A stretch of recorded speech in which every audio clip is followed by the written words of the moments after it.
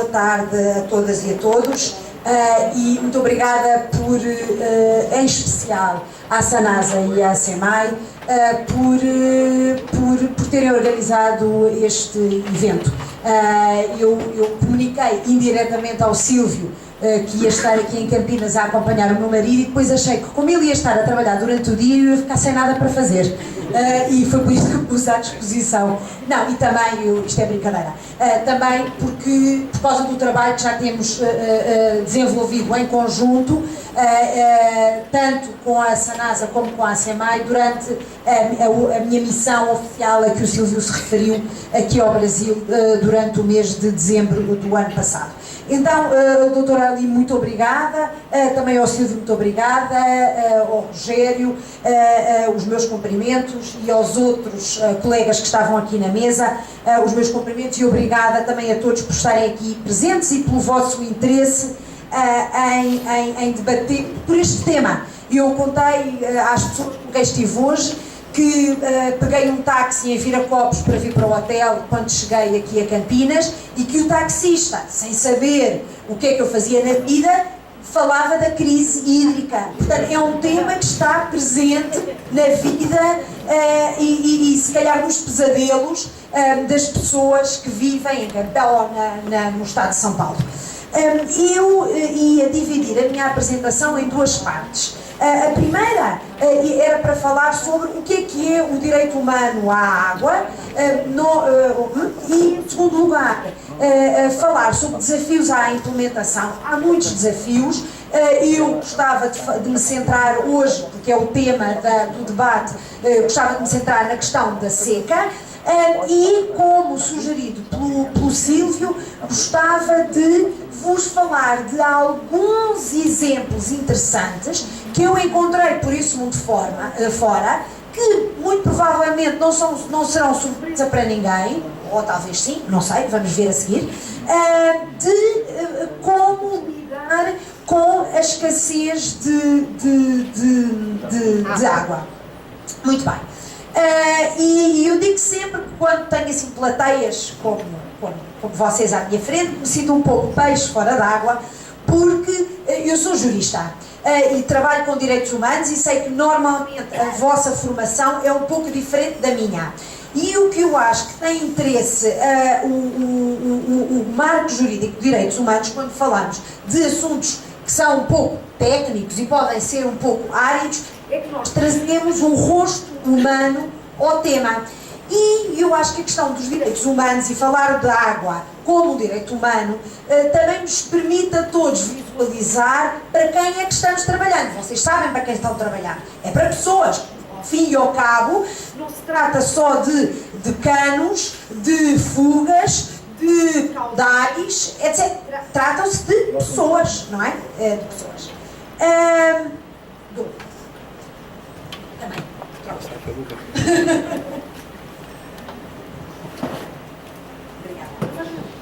Muito bem. Então, em 2010, a Assembleia Geral da ONU veio reconhecer a água.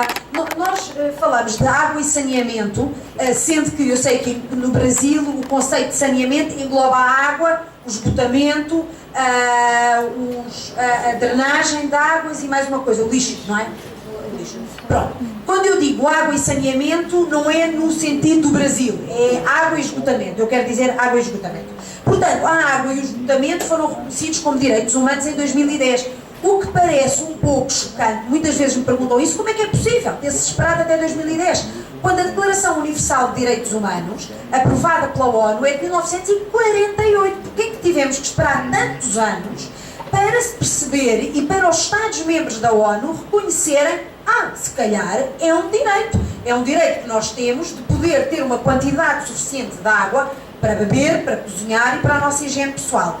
Mas foi o que aconteceu. Eu acho que em 48, muitos dos Estados que hoje existem e que têm maiores problemas com água ainda eram colónias, não participaram das negociações da Declaração Universal e os problemas a que assistimos hoje em dia não são os mesmos que existiam há mais de 60 anos. E então em 2010 foi uma iniciativa da Bolívia que teve o apoio do Brasil. Houve países que pediram o voto, por exemplo, os Estados Unidos da América, vários países europeus foram contra esta iniciativa, mas, por exemplo, a América Latina toda apoiou esta iniciativa de reconhecimento da água e do esgotamento como direitos humanos. E o que é que isto quer dizer? Quer dizer, o reconhecimento da água e do esgotamento como direitos humanos, quer dizer que os Estados passam a ter uma obrigação jurídica de tornar estes direitos realidade. O que é que isto quer dizer também? Quer dizer que a água deixa de poder ser encarada, deixa de poder ser vista como uma benesse que se dá hoje e que se tira amanhã, a nosso bel prazer, e passa a ser uma obrigação jurídica vinculativa. E, em caso de desrespeito pela mesma, estamos perante violações de direitos humanos, havendo uma série de mecanismos jurídicos a nível local, nacional e internacional para fazer face a este tipo de situações. E, em termos mais concretos, eu vou-vos dar 10 elementos que permitem densificar, dar maior conteúdo ao direito. O que é o direito? O que é que implica o direito? Implica que a água seja de qualidade, não é? Já que estivemos hoje a falar sobre isso, que seja fisicamente acessível, isto é, que esteja dentro de casa, que tenhamos uma torneira dentro de casa, ou que tenhamos em países de menores recursos, haja um poço perto da moradia, que seja economicamente acessível. Isto não quer dizer que a água deva ser gratuita. Aliás, eu quando tomei posse como relatora especial da ONU, houve várias ONGs internacionais que me criticaram quando eu dizia que a água não tem que ser gratuita. E eles disseram, mas como é que se pode vender um direito humano? E eu respondo que a alimentação também é um direito humano, mas quando nós vamos ao supermercado pagamos a conta. Espero eu que vocês paguem a conta. O que é que ser direito humano quer dizer? Quer dizer duas coisas. Quer dizer que o preço tem que ser acessível, isto é, o preço que eu pago pela água não pode comprometer o meu acesso a outros direitos humanos. Não pode acontecer aquilo que eu vi, por exemplo, na Califórnia. Estive com algumas imigrantes mexicanas que me diziam que tinham que dedicar 18% do orçamento familiar à conta da água. Isso, obviamente, que é inaceitável, porque isso quer dizer que elas vão ter menos dinheiro para a conta da farmácia, menos dinheiro para a conta do supermercado, menos dinheiro para a educação dos filhos, etc, etc, etc. Por outro lado, quer dizer que quando uma pessoa ou grupos de pessoas, por razões alheias à sua vontade, não têm forma de pagar a água, vou falar do meu país, Portugal, outros países europeus, que estão agora a ser afligidos pela crise económica, as taxas de desemprego têm aumentado de uma maneira dramática e há muitas pessoas sem dinheiro para pagar a conta da água. E o que eu digo é que nessas situações o Estado tem que entrar, tem que intervir e tem que dar apoio a estas pessoas por forma a que elas não sejam privadas da água pelo simples fato de não terem dinheiro para pagar a conta. Portanto, a conta tem que ser economicamente acessível. Depois tem que haver disponibilidade de água, e isso é uma das questões que estamos precisamente hoje a falar. Como é que se pode garantir a disponibilidade numa situação de seca? A água tem que estar disponível, tem que haver água suficiente para a realização do direito.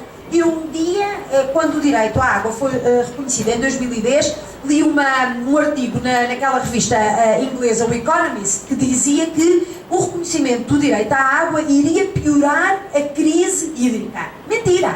Porque o que eles diziam é que, então agora, toda a gente passa a ter direito a encher a piscina, como vocês dizem, a piscina com água. Não é verdade. O direito humano à água não inclui um direito a encher piscinas nem a lavar carros. Não. Nem a criar uma Veneza do Brasil. Não. Não dá esse direito. O que o direito humano exige é uma quantidade limitada de água para beber, para cozinhar, para a higiene pessoal, para a higiene doméstica, ponto, final, acabou. Dentro de casa, obviamente, e também nos espaços públicos, nos hospitais, nas escolas, etc. E finalmente, O direito humano também impõe que o acesso à água e ao esgotamento e a banheiros seja cultural e socialmente aceitável. O que é que eu quero dizer? Que exemplos é que eu posso dar? Posso dar, olha, um exemplo, por exemplo, no Bangladesh, eu visitei na capital, em Dhaka, uma comunidade muito pobre, em que para 1000 e tal pessoas havia uma torneira de água em público. E era onde as pessoas iam buscar a água para lavar a louça e a roupa, e era aí que as pessoas se lavavam, em público. Claro, vestidas, as mulheres, porque tinham vergonha, obviamente, e isto, obviamente, é culturalmente inaceitável, porque as mulheres, muitas delas, tinham vergonha de se dar a lavar durante o dia perante a presença de quem passasse ali à frente. Depois, além destes cinco princípios ou 5 regras que eu mencionei, a qualidade, a acessibilidade física, a acessibilidade económica, a disponibilidade e a aceitabilidade cultural e social, há uma série de princípios de direitos humanos que devem impregnar, atravessar qualquer tipo de ação e de políticas na área da água e do esgotamento. O princípio da não discriminação e da igualdade, o que não quer simplesmente dizer que não se refere simplesmente, desculpem, à discriminação no papel.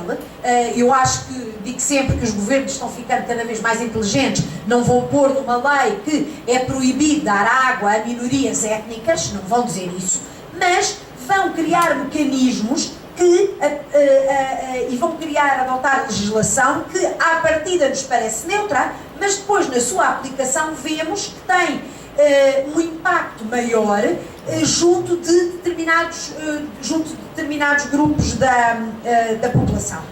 Portanto, o princípio da não discriminação vai obrigar os Estados a darem prioridade a quem ainda não tem água, não é? Tentar perceber quem são essas pessoas, porque é que não têm água e como é que nós podemos dirigir os nossos investimentos de forma a chegar a essas pessoas mais marginalizadas, mais vulneráveis, etc. Muitas vezes perguntam onde é que eu vi as piores violações de direitos humanos nas 15 missões que realizei pelo mundo fora.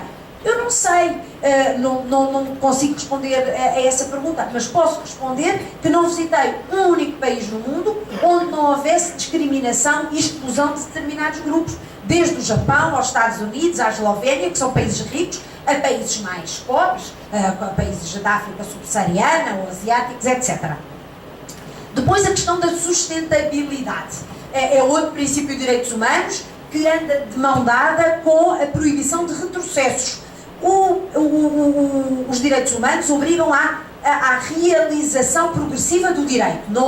Ninguém é obrigado a realizá-lo da noite para o dia. Não. O direito é de realização progressiva. Mas o que é que isto quer dizer? Quer dizer que a visão do enquadramento jurídico de direitos humanos é que o caminho seja naquela direção, sempre a melhorar as taxas de acesso, sempre a melhorar a qualidade, sempre a melhorar a realização do direito. Qualquer retrocesso, qualquer passo para trás é à partida uma violação do direito. Pronto, é isso. Qualquer retrocesso é à partida uma violação do direito. Depois há o princípio da participação, que é um princípio que está consagrado na Constituição brasileira, é um princípio fundamental de direitos humanos, que dita o direito de cada um de vós, de nós, de participar de forma significativa nas decisões que lhes dizem respeito aqui no domínio da água e do esgotamento, e também determina que as pessoas tenham uma capacidade real de influenciar a tomada de decisão pública. Não é só a participação para ficar bonito na fotografia, não é? Depois temos o princípio da informação, de acesso à informação. Eu costumo dar muito um exemplo. No Egito, eu visitei uma cidade perto do Cairo, em que as pessoas se queixavam da qualidade da água. Diziam, a água é má, nós não bebemos a água é má. E eu falava com o governo e o governo dizia, a água é boa. E eu disse ao governo, então se a água é boa, e se vocês dizem que as pessoas é que estão preocupadas sem razão, publiquem, tornem públicos os resultados das análises de água. Não, isso não podemos, que é segredo de Estado. Mas isto não era piada, era mesmo verdade. Portanto, isto é um princípio fundamental também de direitos humanos, de acesso à informação. E, finalmente, o princípio da prestação de contas e de responsabilização dos entes públicos pela realização destes direitos. O que é que isto quer dizer? E voltando àquilo que eu disse ao princípio, a água e o esgotamento deixam de ser uma benesse, deixam de ser um favor que nos é feito, passam a ser um direito, e isto quer dizer que nós temos direito a reclamá-lo. Temos direito a ir a tribunal e dizer o meu direito está a ser violado. Posso ter razão e posso não ter. Depois temos os tribunais que irão determinar. A propósito de retrocessos e a propósito de responsabilização, agora, não sei se têm visto as notícias, em Detroit, nos Estados Unidos, Detroit é uma cidade que foi à falência. A companhia de águas também não está muito bem de saúde. E então resolveu proceder a 3.000 cortes de águas, cortar 3.000 casas por semana. Porque as pessoas não têm dinheiro para pagar a conta, porque a cidade está em crise, há uma taxa de desemprego enorme, uma percentagem astronómica de pobreza extrema em Detroit, e as pessoas estão pura e simplesmente a ver a sua água cortada. E eu recebi uma caixa de um grupo de ONGs de Detroit, e aquilo que eu disse numa carta ao governo dos Estados Unidos da América e depois publicamente, é que, à partida, aqueles cortes são violações de direitos humanos. Muito bem. Outro princípio importante de direitos humanos, eu já vos disse que o direito não tem que ser realizado da noite para o dia, tem que ser dado passos de forma contínua, sistemática, com vista à realização progressiva. E há outro elemento importante, porque eu acho que ele tem interesse para a questão brasileira, é que o direito tem que ser realizado dentro do máximo dos recursos disponíveis. É isto que diz um Tratado de Direitos Humanos ratificado pelo Brasil. Portanto, dentro do máximo dos recursos disponíveis. Quer isto dizer que um determinado país, o Brasil, um determinado Estado, São Paulo, tem determinados recursos financeiros disponíveis, que recolhe, por exemplo, através de fundos federais, através da coleta de tarifas de água, e são os fundos que estão disponíveis. Esses fundos, o máximo possível desses fundos, eu compreendo que tenham que ser pagos ordenados, tenham que ser feitas despesas de operação e de manutenção, etc. Esses fundos têm que ser investidos na realização dos direitos. Faço-me entender? E agora vamos passar à situação do Brasil. Antes de passar à situação do Brasil, outra coisa. O direito humano também determina que em situação de escassez deve ser dada prioridade à realização do direito sobre outros usos da água. Faço-me entender? Portanto, primeiro a água para consumo humano, é mais ou menos isso que diz a legislação brasileira. A água para consumo humano, também fala de animais, não é? Água para consumo humano, e em segundo lugar outros usos de água. A minha primeira missão foi à Costa Rica, e aquilo que vi ali perto de umas praias, que é Praia El Coco e Ocotal, quando se olha no mapa do lado esquerdo, oeste do país, eles deram uma série de licenças para a construção de condomínios. Depois dos condomínios estarem construídos, perceberam que não tinham água, e os privados juntaram-se para fazer uma conduta que ia buscar água a 14 km da costa a um aquífero. A população do aquífero, da população dessa cidadezinha, apresentou-me queixa a mim, e eu fui visitá-los, porque eles, na época de seca, é a única água que dispõem para beber. Foram para o tribunal, e o Tribunal Constitucional da Costa Rica obrigou a parar a construção daquela conduta até que fossem feitos estudos sobre a capacidade de reposição do aquífero, para se poder determinar quanta água se pode retirar do aquífero sem pôr em perigo o direito humano da população. Pronto, então, entretanto, aquilo parou, depois já foi construído, mas, obviamente, que aquilo que a Corte autorizou a retirar é muito menos do que a quantidade que os privados tinham em mente, que servia para campos de golfe, hotéis, piscinas, essas coisas todas. Pronto, muito bem. Então, vamos falar sobre aqui a crise.